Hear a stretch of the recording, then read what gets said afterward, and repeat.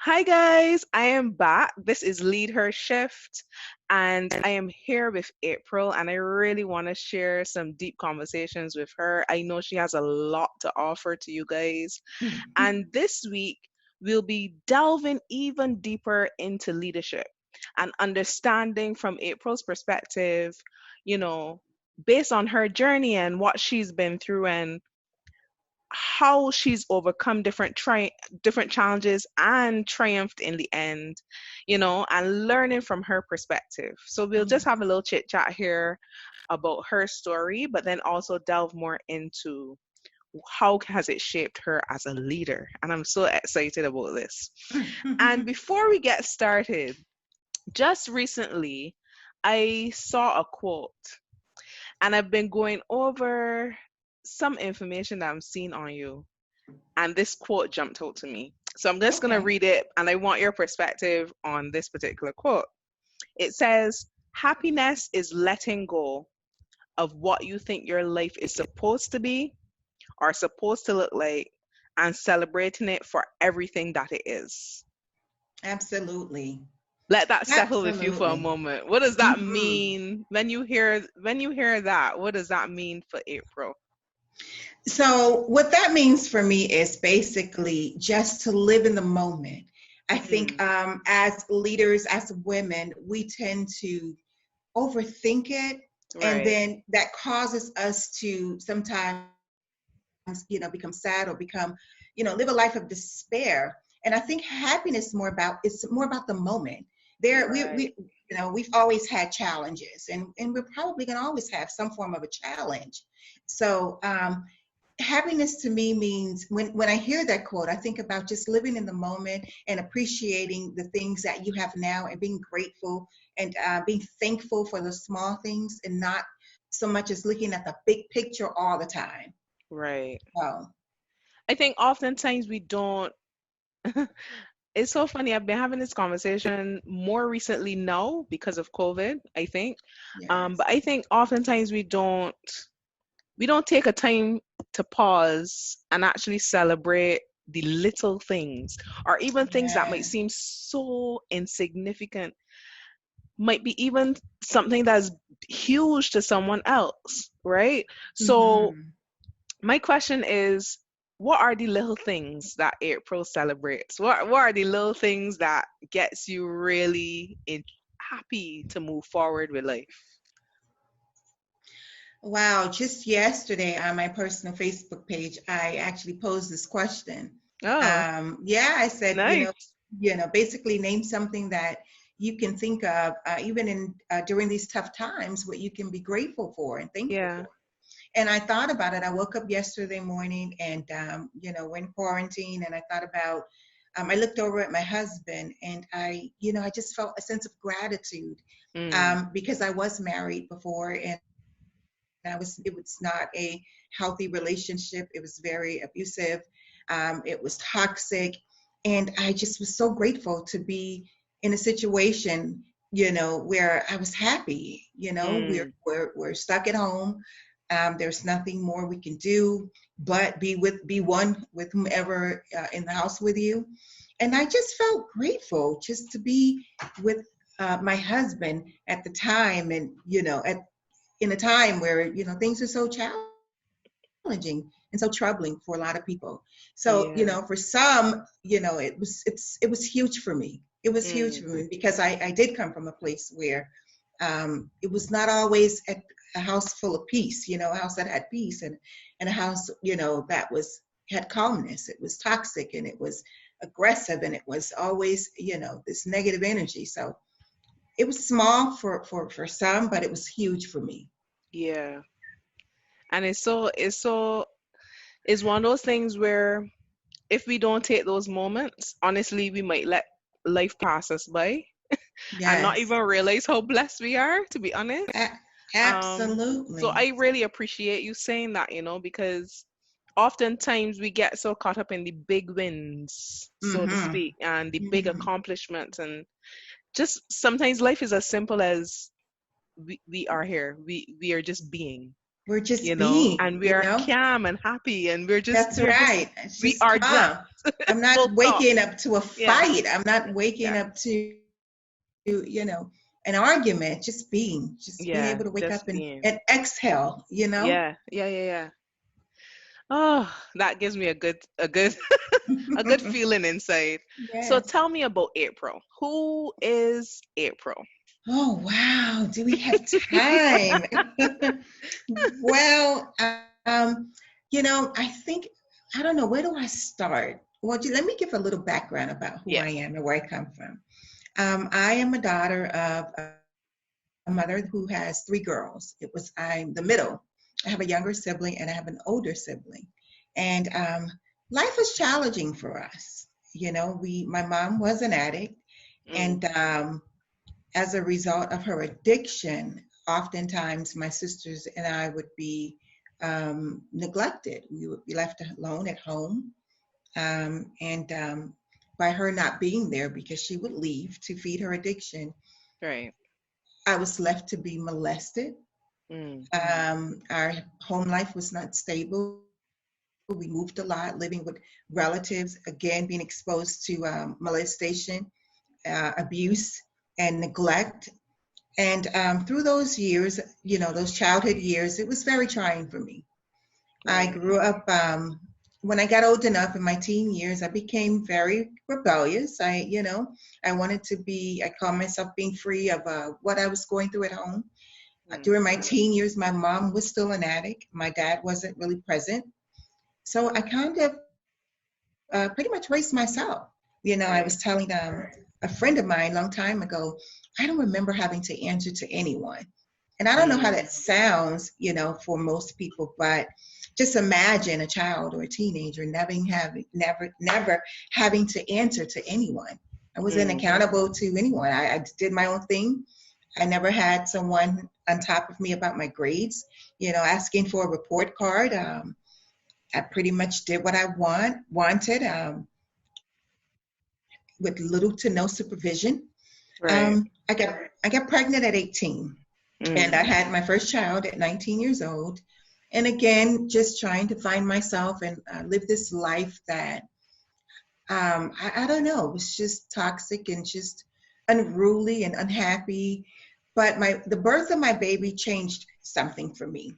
mm, And it was at that point where, a 19-year-old that was trying to find her way, who had moved out of the house from with her sisters and her mom into her own apartment, and I'm like, what do I do now? Now I right. have this child. And it was at that moment I decided to make some different decisions. I enrolled myself in college, really not knowing what I was doing. I'm a first generation college student. My mom didn't go to college, so didn't really have a model of what Mm, I should do. And I kind of filled my way through, just going through the motion and ending up with, just, let me try this, let me try yeah. that, and hopefully it'll lead me to where I'm trying to get through. And with that being said, I went through years of that. I earned my AA degree, and then I said, something about this that feels good. Something about this feels right. And Right. I got a job, and then at that moment, I realized that, okay, this wasn't enough. I need to do more. I have a child here, and I knew I wanted to be a teacher. And I wanted to be a teacher I had a love for kids. And then I wanted to have that time with my daughter. I wanted to make sure that what I didn't get, which was time with my mom, I wanted to be there for my daughter. So I became a teacher's assistant. And I Nice. decided, I'm going to work in the school system, and I'm going to be a teacher's assistant. It would afford me the opportunity to be home during the summers and be home on the weekend.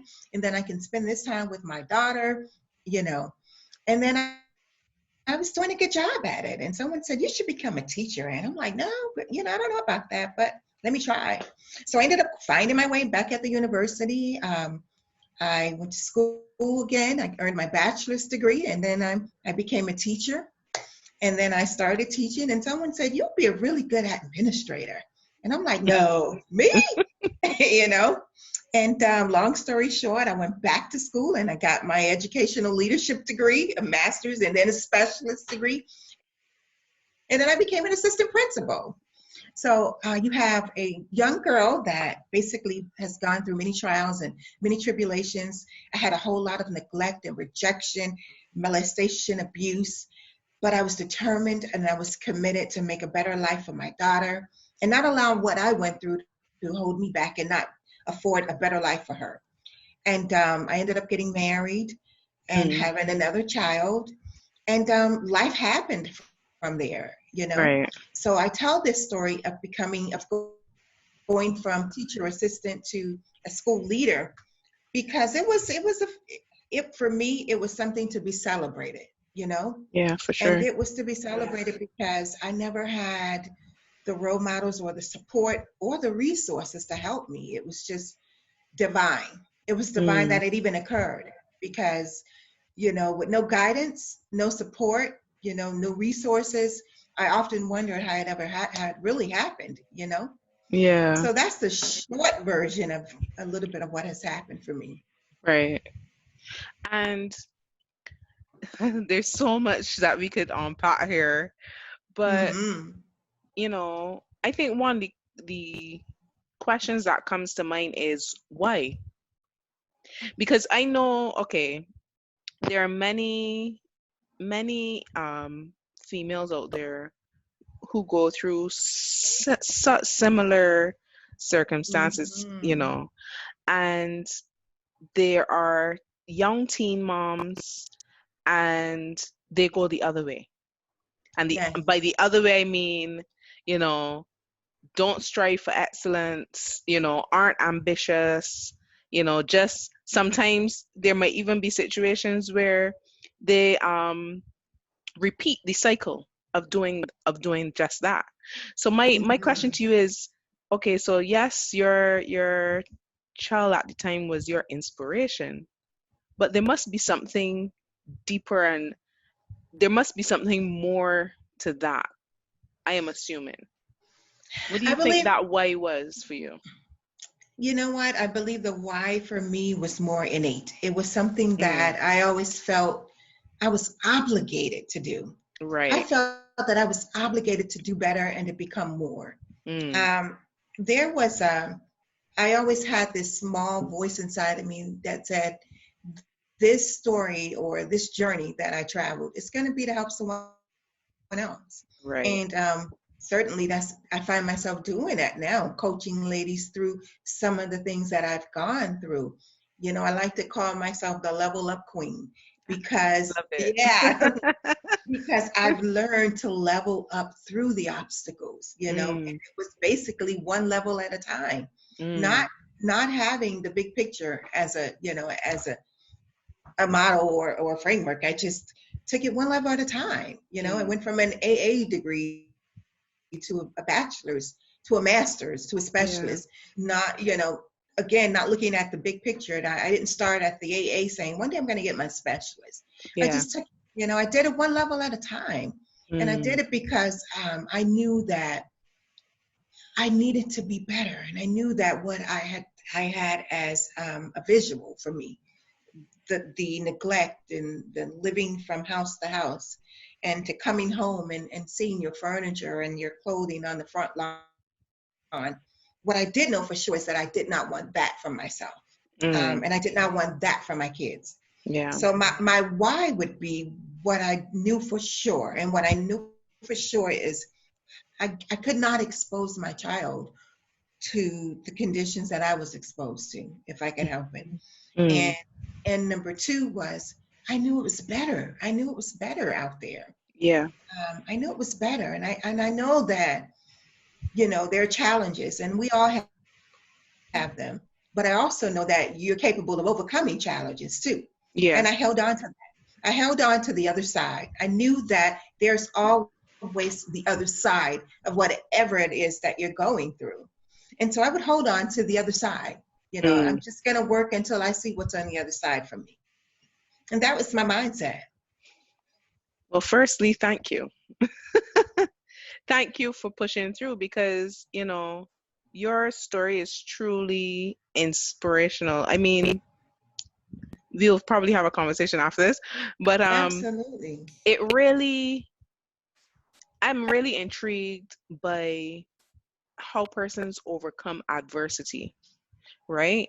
And so my next question to you would be, do you think in order to be successful, or is it impossible to be successful without adversity? Do you think adversity is required as the foundation or as some stepping stone towards success? I think it's a very key component of becoming successful. And I say that because you don't know what you can become and who you Mm, can become until right. you know, until you've experienced certain things in life. And I say that because I don't know if you always have a view of what success is, Mm, and if it's always there and available to you, then do you really have success? Or do yeah. you really have, you understand? If you've never really Yeah. worked hard for it, if you've never had to earn it, if you never had to prove your way, is it really success, or is it just a handout? I think Mm, I think trials and adversity is what shape you. I think challenges is what make you who you are. You don't know you're tough until you go through something that's tough. One of my closest friends said to me, April, I wish I had your strength. And I remember looking at her saying, are you sure? mm, Because this strength came with some stuff, you know? mm, This is the kind of strength that only comes with hurt. This is the kind of right. strength that only comes from abuse and challenges. This strength Right. wasn't free. It wasn't given to me, you know? I had to earn this strength. So, to answer your question, I think it's very necessary that certain things happen because I believe it shapes you into who Yeah. you are, into who you are to become. And Mm, one of the things you said that you said you were intrigued. I think I have a secret to overcoming obstacles and just bouncing back from setbacks. And I right. believe that secret is mindset. You know, Mm, it is the mindset. There is mm-hmm. not one thing that we can face. There is not one challenge that we can come across that if you just change your It mind, starts here. it Yep. starts right here in the Mm-hmm. mind. Because Mm-hmm. here's the thing. Every last one of us, if you ask a million people are going to tell you that they had something that they had to endure. Yeah. So it is with the mindset that helps you go from where you are to where you are trying to go. Yeah. So no matter what happens, there you have the chance to overcome that thing just by defeating your mindset. That is the Mm, first step, defeating your mindset. I defeated my mindset. I heard that I wasn't good enough. I was told that I would always be on government assistance. But in my mind, I was determined that that won't be my story. yeah. I was determined to show the naysayers that no, I'm going to be a little bit different, than what my mom was to me, you know. But it was all up here, Yeah. It was all up here. I didn't have the money. I didn't have the support. Yeah. So the only thing that I could attribute it to, of course, my relationship with God, but then Mm. my mindset. That's powerful, you know. Just recently I was doing some videos and stuff, and for some reason mindset kept coming up. Mm, And I kept thinking about, what truly is mindset. And in talking to a colleague, there was this, I don't want to say epiphany, but it was like, you know, oftentimes we hear that as a buzzword. yes. And, persons like, change your mindset, change your mindset. It's like, okay, what does that Mm-hmm. actually Mm-hmm. mean? Right. And Mm-hmm. then we were like, it's really just resetting how you see things, Absolutely. resetting your perspective, shifting, what Your outlook.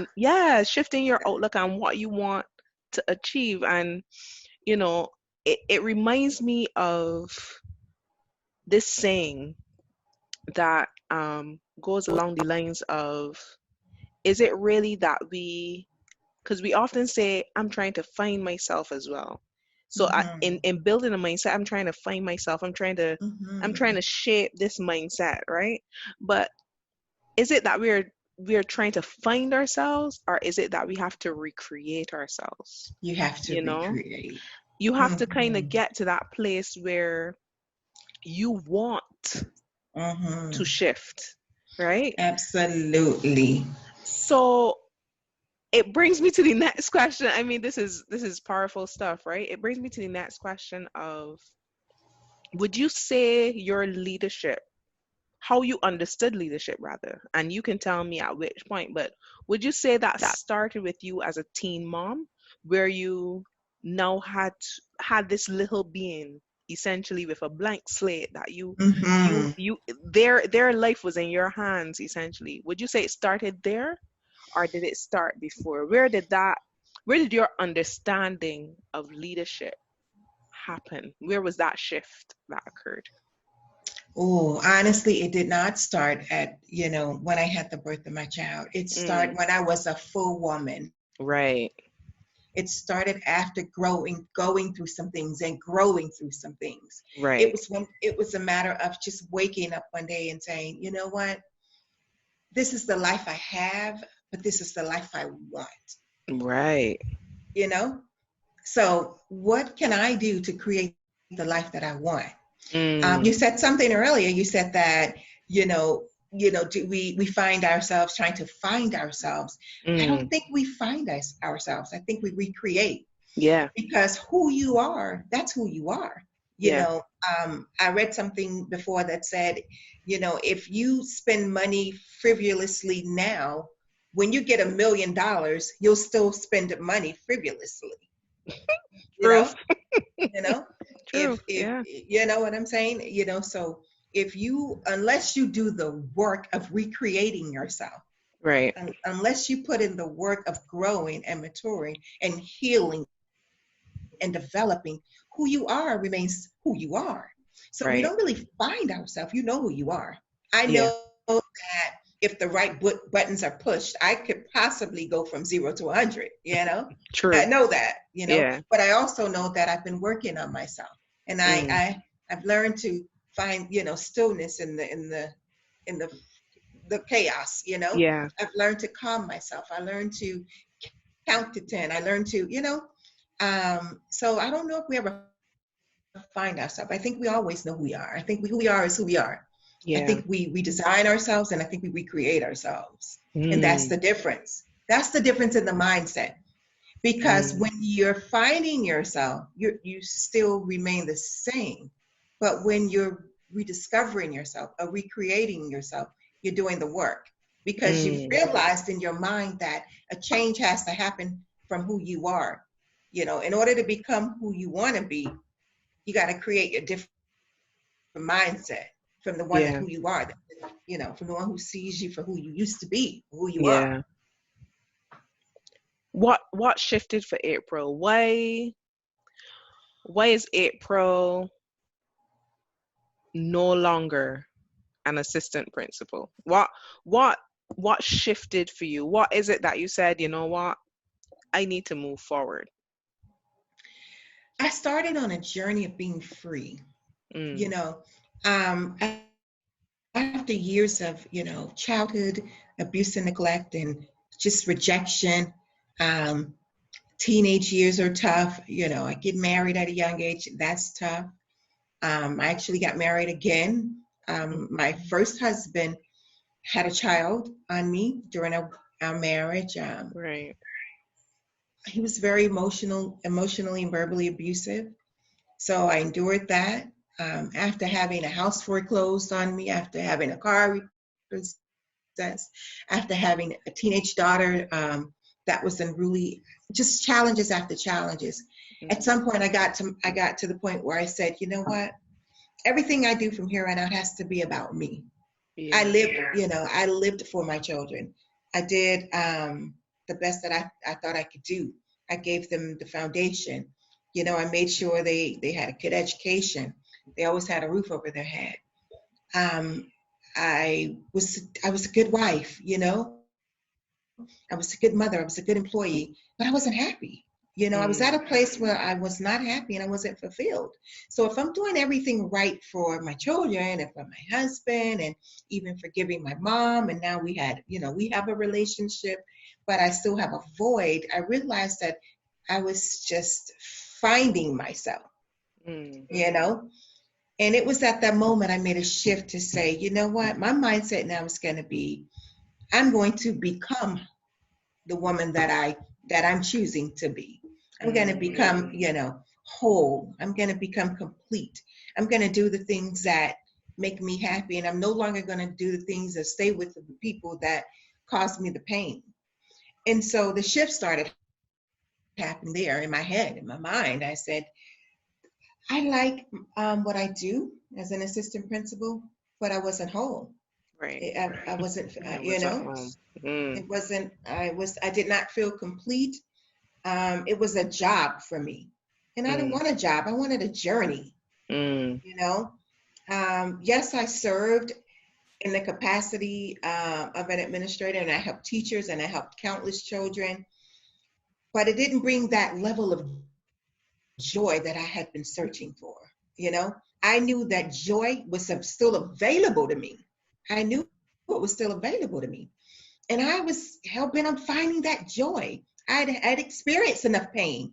I wanted to get to joy. And it wasn't there in that yeah. position. It wasn't in that position. So I decided, where is that joy? Where is that joy? Because Mm, it was there, it was, where is it? And I just wanted to get to the place of joy. And I started doing the things and taking the steps that I thought would bring me that joy. And I got there. for all the women, because there's what there's so much here. There's so much to think about. Oftentimes women second guess themselves, right? Yes. And I'm mindful of something you mentioned just now where you spoke of the different roles, the wife, the mother, the principal, these all these different roles you Mm-hmm. have that you're supposed to fulfill. And oftentimes there seems to be, and speaking to many women, there seems to be this burden of, I must be doing this right. I must finish everything Mm-hmm. I need to do. I Yes. must still keep up with everyone's demands and needs. Mm-hmm. And, then you speak about finding your home and finding your happy. And I'm always curious as to how does one even do that? Like where do you even start to find, is there one tip maybe that you can share maybe with a woman who's going through the same thing right now?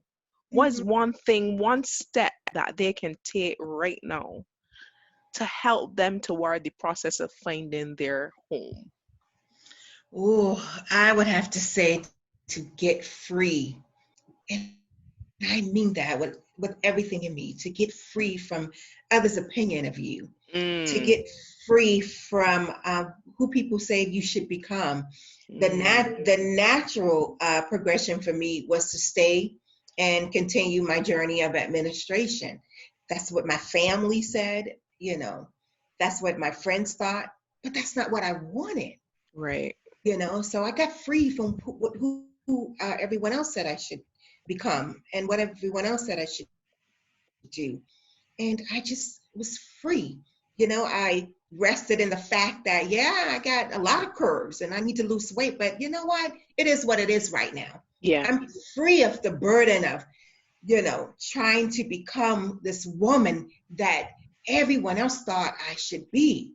You Mm, know, I was free of feeling like, I wasn't good enough. I'm good enough for someone, and I got free to the fact that this person may not be for me. I'm not for everyone. I got free in that fact. I'm not for everyone, because I'm going to be who I am, and I'm going to, be comfortable in the skin I am. I'm going to just be my most authentic self. And whoever stays around during that process, that's who I belong to. right. So once I realized that I'm not for everyone, you know, you're exclusive. You Yeah. know, you are handmade. You are you are a selected item. And oftentimes we put ourselves in this big old pot of who we have to become, just for the world to accept us. I got Mm. free from the world. I got free from opinions, and I got free from judgment, and I got free from my past, and I got free from my fears. So I would have to say that one word, just free, you Yeah. know, just free from what everyone else wanted, or what everyone else thought. And just, it's now, what do I want? Yeah. I What think, makes me happy? yeah.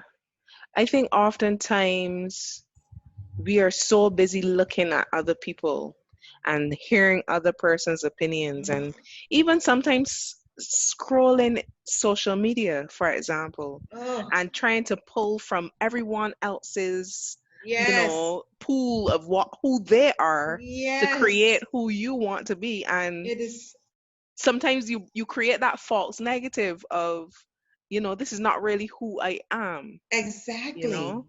Yeah. And it Do you? keeps you locked up, and it keeps you boxed up. Just Yeah. get free. If you wear your hair natural, wear it natural. Yeah. Whatever it is, whatever you're into, just be you. Don't Yeah. allow anyone else to, make you become something you're not. Whatever you Yeah. like, if it's makeup, if it's hair, if it's natural, if it's red, if it's blue polka dots, or suits, just do you. And Yeah. that's the conclusion I've come to. I'm free to do me. If I want That to wake up in the morning and I put on a bikini, and that's what I do. I'm free. I'm free. I think part of it is also like being free, but also owning it, Yes. owning your freedom, and Yes. you know, being as authentic as you As you can. possibly can be. But also, I think one of the exercises I try to go through with some of my coaching clients as well is forgiving yourself. Then you Yes. don't get it right sometimes, Yes. when you feel like you've maybe stumbled a little bit. Take a Mm-hmm. moment to just forgive yourself. It's Forgive okay, yourself. Absolutely. because nothing has truly dramatically shifted enough that it can't come back or it can't readjust to something else, Absolutely. you know? Yes. So that's some powerful that's some powerful stuff there. Mhm. So tell me, April, about the America's Leading Ladies Academy. I'm very interested to hear more about that initiative that you founded, and Yes. why? Give me another why. Why this academy? What inspired this? I established the America's Leading Ladies Academy when I was working as an administrator. And what Okay. I noticed was I had a lot of girls and even women that was lacking the tools necessary to be successful. Mm, Again, without a role model or guidance or resources, I kind of just did it by trial and error. right. And I noticed that a lot of young women and a lot of teenage girls, because I was in the middle school, didn't have the necessary tools to win. And Mm, what was the common thread was leadership. mm, And every child, every teenage girl that came into my office because there was a problem, it was a lack of leadership. She wanted to be a follower.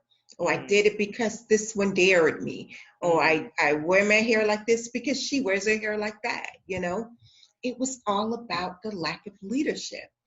And oftentimes I say to my kids, or I say to people, that one of the things that I did have as a young girl was leadership. I did a mm, lot of things, and I would hang out with a lot of people that wasn't doing the right thing all the time. And I would be in those circles, and I would say, well, I'm here, but I ain't got to do that, what you're doing. right. I may hang around, but I ain't got to do that. Mm, Even though I was doing things that were not, you know, appropriate, I was still a leader in the midst of the foolishness, if that yeah. makes sense. Yeah, it does. I don't even know if that makes sense. Yeah, it does. But, Totally. so I always had leadership skills. I didn't want to follow the crowd, you know. I don't believe in following the trend. I set the trend, you know. I just wanted to do my own thing. And I just wanted girls to know that it's okay being you. Yeah, It's okay. Because when you show up as your most authentic self, your true friends are going to find you. that's it. You know, when you show up as who you are meant to be, your real relationship will happen. You know, Mm, you don't have to do these things for that little boy. And if ever it comes a time where he asks you to do things that are not comfortable for you and you know in your heart that it's not right, that's not the relationship for you, true. you know? And there were women teachers that would come into my office and cry about, you know, bad relationships or poor choices that they've made. And I said to myself, you know, there are some things that we as women we need at our foundation, and I believe that is a lesson in leadership and what Mm, that looks like. And for me, I decided that this academy would be, you know, a starting place for you to go from being ordinary to your extraordinary. You know, love it. I had a vision from just taking you from a starting place. And that means if you have bad credit, then we're going to find a way to get your credit straight. It means that if you lacked, if you were insecure, we're going to get you some self confidence. Whatever it is that you need, this academy pretty much develops a program for you. Right. So the Leading Ladies, America's Leading Ladies, was created to give each woman their own personal blueprint for success. Mm, Because what you need, I may not need, and what I mm, like, you may have. That our paths are different.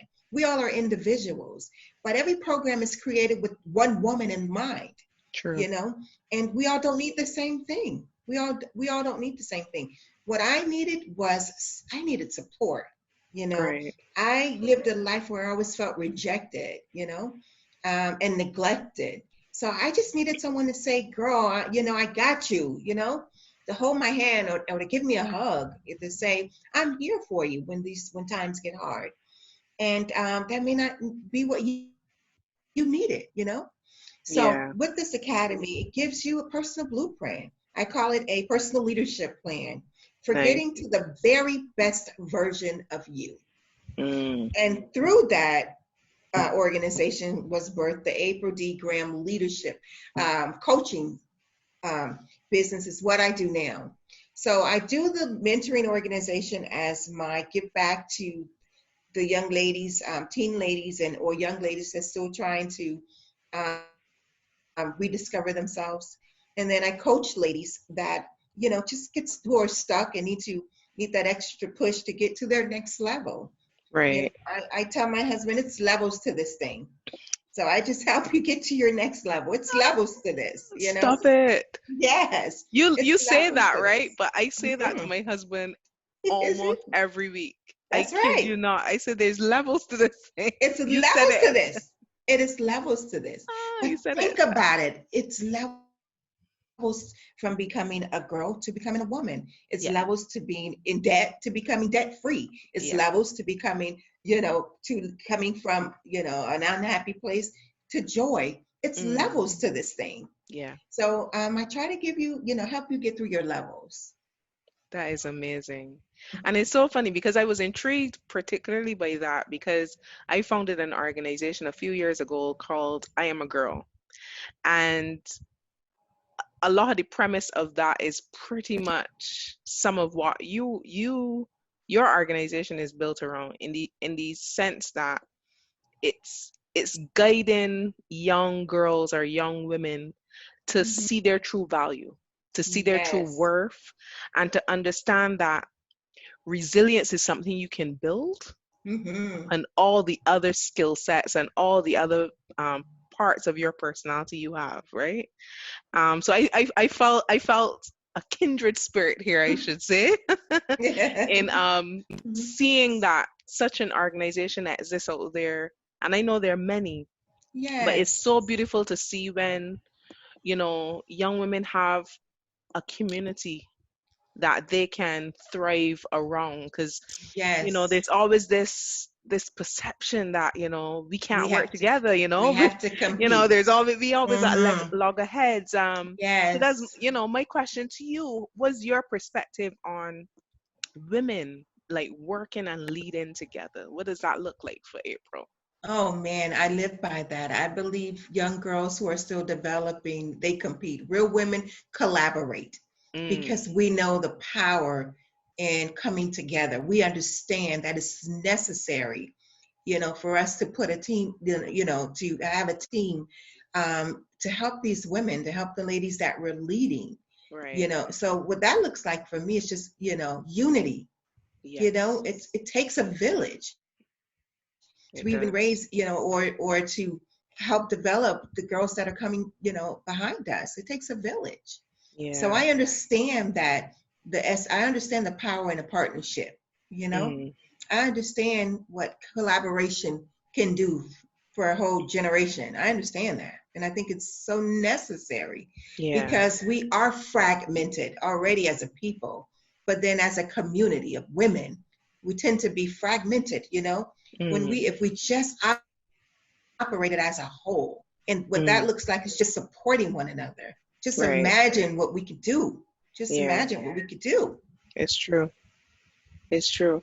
And in your experience throughout your different levels of career and, the professional space, have you ever faced any gender issues? Any issues specifically because you are a woman and because, you are female? Hmm.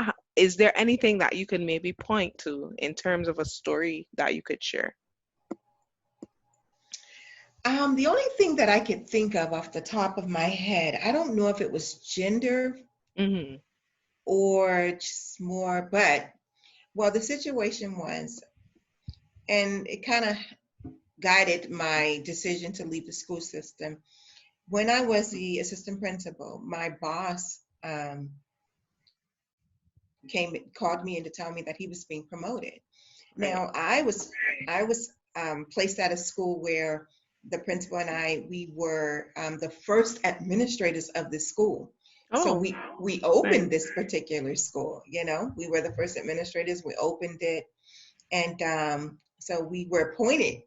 Here at this location, and I was very instrumental in the school being successful. I was very hands-on with the curriculum, and we got a letter grade of A, and that's a big deal here in where I'm from. And Hmm. so I know that I've done my part for the school to be, successful. I did my part, and I was being, I was being called upon to train other administrators. So that had to say something, in terms of my work.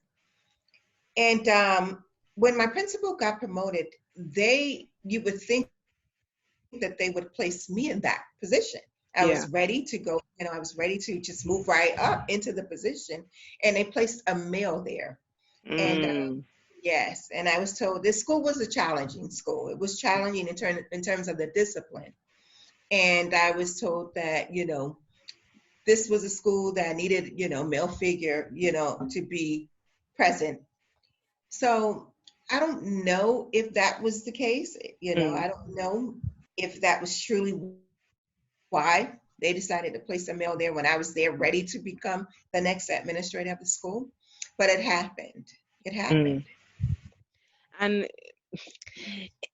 is a little, so I hear that story, but it's a little difficult to feel like it couldn't possibly be anything other than that, right? Right. Because Mm-hmm. you were there, you were primed, Mm-hmm.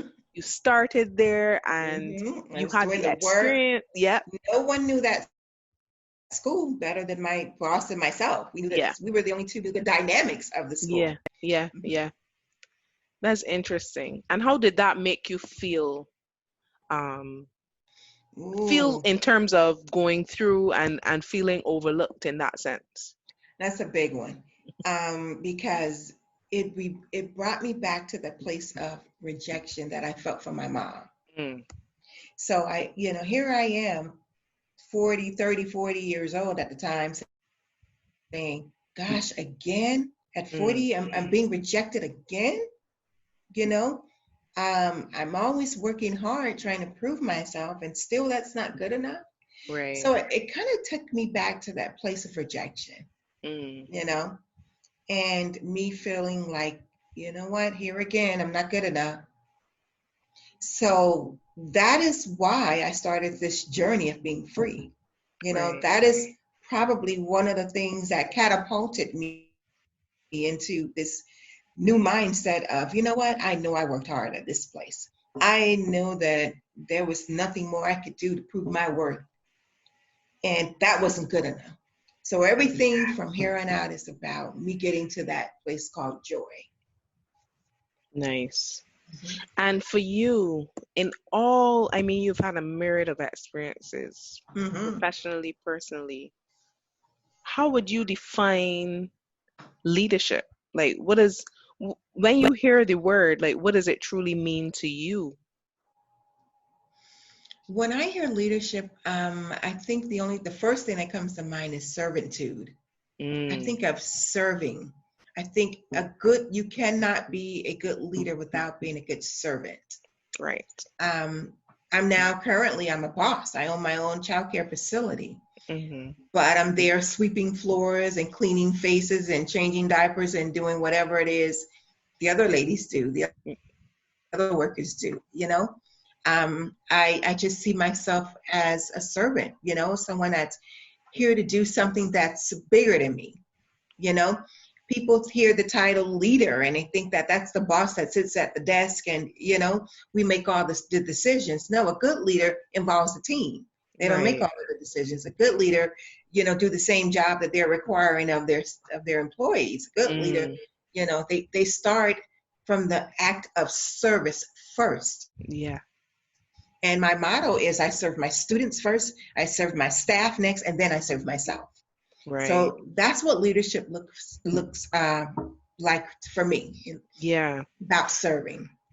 Because there's always this narrative Hmm. that, you know, well, we grew up in a way with this narrative of, if you're not in a certain position and have a different Hmm. title and, Hmm. have certain responsibilities, you couldn't possibly be a leader. And oftentimes we don't identify ourselves as leaders, even as a mother. That's a leadership role. That's a huge leadership Absolutely. role, right? Absolutely. And then there's this perception of what does that mean? So it might mean you coming earlier than your staff and leaving later Hmm. than them, because you're really you're really influencing what happens in this space. You're creating that culture of what happens in this space. And why should they work Yes, harder than you? You know? Why exactly. and Hmm. not see you work just as hard as they are as you want them to work, you Yes, know? So you're kind of setting that benchmark for them, for the team, and creating that yes. environment. But here's the thing, it's not about even the title or the position. It's about the Right, person.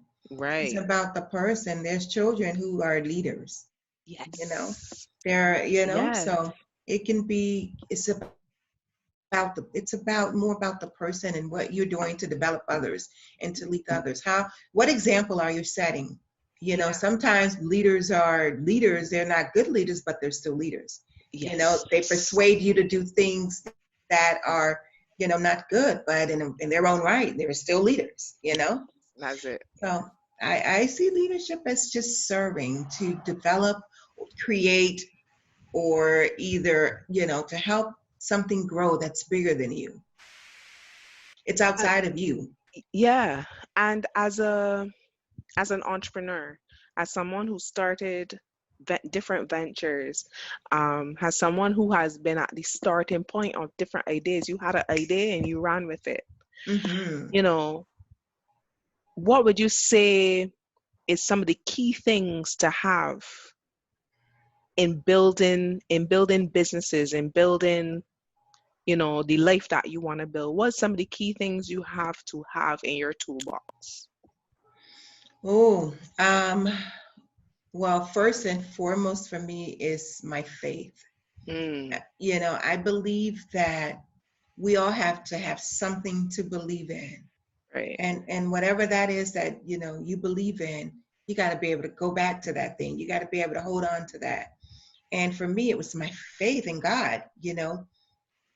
I knew that I was not what my life dictated. Mm, You know, I knew that my pain was only for a purpose, because I could be amongst a thing, but I would always feel like I didn't belong. right. You know, I never embraced poverty, even though it was all I saw. You know, Mm, I never embraced it. It didn't feel right to me. I never embraced lack. I knew that I didn't belong at that place called lack. I knew I was meant to live an abundant life, whatever that looks like. And I don't mean that to say like $1 million, millions of dollars. yeah. Living abundant life means so much more than money. You Yeah. know, I knew that having, I'm a person that has a good heart, and that comes with something. So for me, it's just that I realized throughout my journey, that what has happened was not indicative of where I was going. Right. It was part of the process. It was only a part of the process. So just having that mindset, again, that word, I throw it out a lot because it is Yeah. the key. Just having the mindset to just understand who you are as a person, knowing what makes up who you are, the good, the bad, and the ugly, Yeah. and making a conscious effort to heal and deal with the bad, but also making the conscious effort of illuminating the good, Mm, you know? And that's what I did. That's what I did. It's the only difference I've done in this world, in my life, just realizing who I was. I came to terms with who I was. I got to know April right. and who she is as a person, and what she liked and what she didn't like, and what made her happy, but what caused her to be sad. And I did the work of just going through those things and figuring out what was healthy for me and what was not healthy, and was hell bent on getting to my place of joy. And I hear you mention getting to know yourself, but the good, bad, the ugly. So all sides and spheres of yourself, and not Mm-hmm. not trying to hide any part of that. And Mm-mm. I oftentimes feel like just society kind of tells you I don't necessarily always want to see the ugly. I Mm-mm. don't necessarily want to believe in the ugly. Um and not only society but even those around us. So, Yes. you Mm-hmm. know, for you, what did it take to build that circumference around you? In terms of, because I know you mentioned earlier, persons getting into your ear and saying different things and telling you who you're Mm-hmm. supposed to be and da da da. Yeah. What did it take to build that circumference around you that is required to ensure that that mindset stays positive?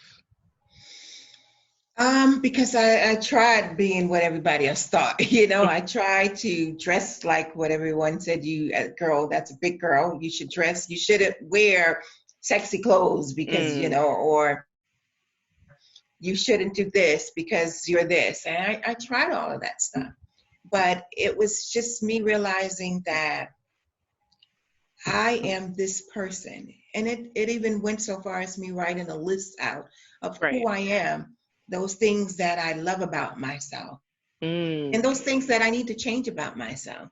And once I realized that the good outweighed the bad, my focus became on being more of what that thing is that's good in me. right. I know that I can encourage you, and I know that I'm a motivator, and I know that I'm a supporter. I became more of that. Mm, And I kind of just dimmed the light on those things that were not good. good, that I was not good at, and those things that were not good about me. Not to dismiss it, but to not give it so much attention. You Right. know, realize that these are the areas that I need to grow from. I'm going to do the work. I'm going to make sure that I'm making a conscious effort to, be better, but I'm going to put my energy into being the best version of April that I can become. Yeah. And, so the circumference was first just having that faith and having a relationship with God enough to know that it is His desire, it is His wish that we become, the best who we're supposed to be. And after understanding that who I was created to be, I knew that the journey should be about becoming the person you were created to be, Yeah. and I just wasn't willing to get off the journey for anyone or anything else. Mm. I discovered that, through my relationship and spending time through meditation and prayer, I discovered that I'm supposed to live a certain life. And that Right. means to change lives. That means to impact futures, that means to serve others.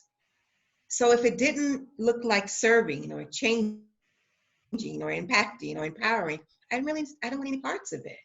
So the Mm. circumference, the circle became smaller because I Mm. was able to identify if it didn't feel like empowering, if it didn't feel like support, if it didn't feel like changing lives, if it didn't feel like serving, that's not the circle I'm supposed to be in. I'm not supposed to be, that shouldn't be in my circle. Yeah. Okay. What Go ahead. Go ahead. and I just, realized that what should be in my circle. I'm going to surround myself with that, and I'm going to give my energy to more of what did feel like empowering, and what did feel like support, and what does feel like encouragement, and what does feel like serving others, and what does feel like happiness and joy. Those are the things that you got to build your framework around. Mm. You got to make sure everything is shaped around who you are at your core. Right. Not only who you are at your core, but the person that you are also becoming. Mm. I speak to so many different professionals, and oftentimes we have these conversations. And why I bring up the surrounding yourself with is because your inner circle plays a huge part in Yeah. how you stay on track and how you stay the course, right?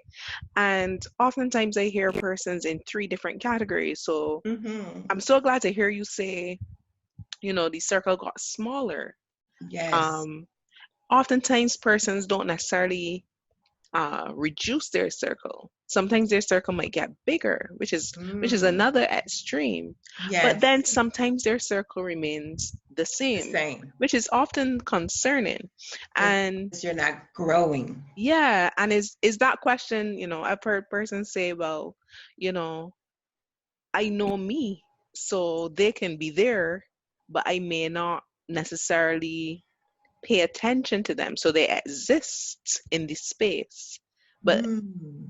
I may not necessarily pay attention to them. What are your thoughts on that specifically?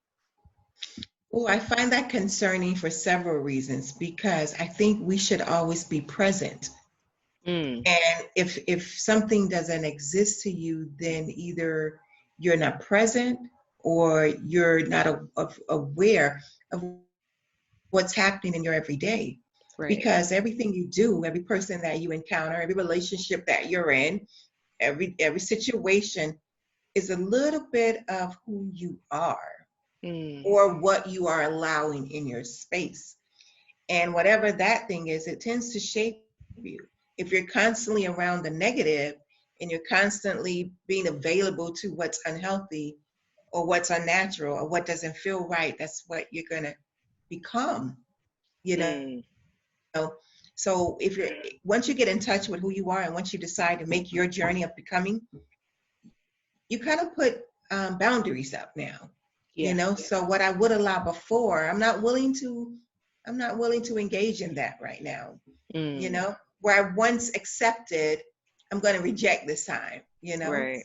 what used to feel comfortable for me it's feel a little bit unfamiliar. I don't want, I don't want any parts of that. So it just means that you got to always be aware of you're supposed to grow, Right. and if you are at the same place, a lot of the ladies, I start my coaching by asking them this question: are you this at the same place you were 5 years ago? I want you to think back 5 years in your life. Are you still Mm. in the same job? Are you still doing the same thing? Do you still have the same feelings? Do your Right. bank account still look the same? Mm. What has changed? If there is no evidence of growth, we have a problem. That means you are either are not dwelling in you're not aware of what's happening in your life, or you've disconnected from the fact that you're supposed to be on a journey. You're Right. supposed to be constantly on a journey. And so I asked that question because we gotta remain aware of us, of what's happening with us, because the goal is to always grow and to always touch and always serve and always reach. If that's the goal, then that's going to require you to constantly grow through these levels. And you're going to constantly have to do things differently. So if it's not happening, something's not right. Yeah, something's definitely wrong there. Mm-hmm. April, this has been amazing. Thank you so Oh, much. And I just have wow. one question. My last question to you would be, for any woman out there, any professional, no matter the industry, no matter the space, who is either starting, growing, or shifting in some way in their leadership, what advice would you give them on their journey? So this is leadership, whether in life, their career, in business, it doesn't matter. What advice would you give? I would say until you get to know yourself, who you are and what you are about, what your extraordinary looks like for you, Mm, you're going in circles. You're swimming upstream. I would say get in touch with yourself first. Get to the core of who you are supposed to be in this life and what your journey is. I know so many women that are lawyers because mom thought you should go to law school. mm, I know so many women that are employees that should definitely be bosses. But because they want to be safe and they want to do, things that the family think, we stay on the journey that what everyone else thinks for us. Get to the core of who you are. There is freedom there. There is freedom at that place called self. But until you get to that place, you're going to always be what everyone else think you should be, or who you're not aware of. You mm, know, that place will help everyone be the leader, because I believe, and like you said, no matter what industry you're in, no matter what you're doing in life, every leadership role starts with someone identifying who they are as a person, you true. know, and coming to terms with that, you know, and being able to just take the journey of developing into that leader that they are, some good, some bad. At the core of my journey to be a leader was to serve, to change lives. Mm, That's what I'm interested in.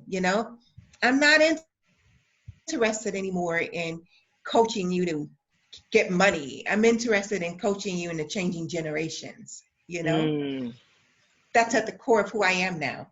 I want to be able for you to change the mindset of your children, of your children's children. I want to coach you to the point where I can show you that it's not about having bad handbags and nice shoes. Yeah, that comes along with the journey if that's your choice.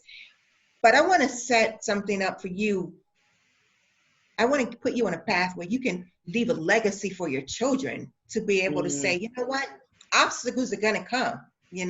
It's inevitable. You know, sidetracks will happen. Obstacles are, they're going to be present. But setbacks are, it's it. We're going to have setbacks. But guess what? Overcoming is a thing too. You true. know, winning is a thing too. You know, so just get to the core of who you are and understand that your journey is different from anybody else's. You have your own personal journey. Don't live mine out. Don't walk out someone else's. Walk your journey. Because at the end of your journey, somebody's waiting on you. Mm. Somebody is waiting for you to become the best version of yourself. I'm supposed to touch a certain group of people. I'm supposed to be the leader of a tribe of certain individuals, but I won't be able to get to them and do what I need to do for them until I become aware of who I am and what that journey looks like for me, Right. or getting to the core of who I am as a person. And that's just where I am with that. I just believe that every woman or every leader, every person that's aspiring to do better and to become better would have to start with getting to know them first. What is Mm. your goal? What are your aspirations? If it's to change a community, then you need to start conducting yourself or preparing yourself or seeing yourself or doing the necessary work to change communities. But you Right. won't know that until you do the work, until you get to know yourself, until you realize who you are as a person. It is somebody else's goal just to influence their family, to be the very best mom. And that if that's your goal, then you make sure you do everything that you're supposed to do to be the very best mother that you're supposed to be. It's just Mm. knowing who you are and getting in touch with what you want. What's for me is different from you, for what's for you. True. Um, Someone asked me a question: if you could have your dream house, would you live in a mansion? No, I wouldn't. you Mm. know who's going to clean that damn thing? I don't want. And hell, I wouldn't visit any of the rooms. No, I would not want to mention it. So it's about getting to know you and what you want. you know your goal may be to retire on an island and just live in a hut and drink out of coconuts. Yeah. If that's your goal, then you do that. You should not be or become anything outside of who you are and what's Mm. best for you and who you are to serve. And that's it in a nutshell. Because we're not called to everyone. You're not called to everyone. You got to get on your path to discover who you are for. That's it. That's a perfect ending to this Mhm. leadership call. Thank you so much, April. I think Well, some of the biggest nuggets that came out of this were, you know, discovering who you are, but also discovering who you would like to be yes, and understanding a little bit about what it will take what that to, journey yeah, is. what that journey will be. Mm-hmm. Um, Another nugget that came out was understanding what is required to shift your mindset, Oh, you absolutely. know, Mm-hmm. and having the right mindset is going to lead you on the journey that is necessary for you.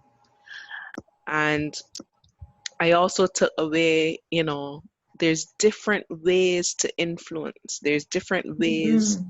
to lead, but at the Yes, core of all that leadership is first leading yourself. leading yourself. Uh, Mm-hmm. Thank you so much Leading for, yourself. yeah, thank you so much for having this conversation, I chiming in, thank you for and having me. yes, of course.